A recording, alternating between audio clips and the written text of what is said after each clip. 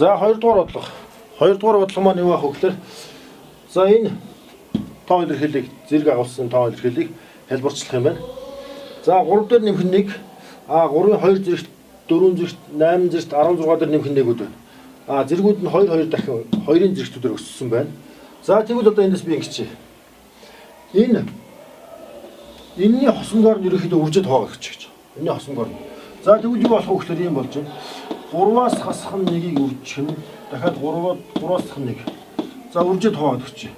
За тэгэх юм бол цаана юу үлдэх вэ гэхээр энэ бол энэ бичгт нь 3 дээр нэмэх нь 1, 3-ын квадрат нэмэх нь 1, 3-ын 4 зэрэгт нэмэх нь 1, 3-ын 8 зэрэгт нэмэх нь 1, 3-ын 16 зэрэгт нэмэх нь 1. За ийм болж байна. Өөрөөр хэлэх юм бол энэ хоёр ингээ хураагдаад яг ижлэх юм болохоор энэ шууд яг өмнөх бодох гэж байгаа зүйл маань байна. За тэгвэл одоо эндээс энэ бол А-гаас нь Б, А дээр нэмэх нь Б гэдэг чинь А-гийн квадрат хасах нь Б-гийн квадрат. Ийм ч.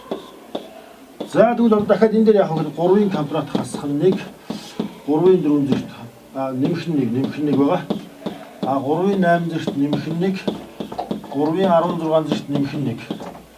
За хуваах нь түрүүний хувааж энэ 3-аас 2-ыг хасахаар энд бол 3-аас 1-ийг хасахаар энд 2-тэй бэлдсэн байгаа.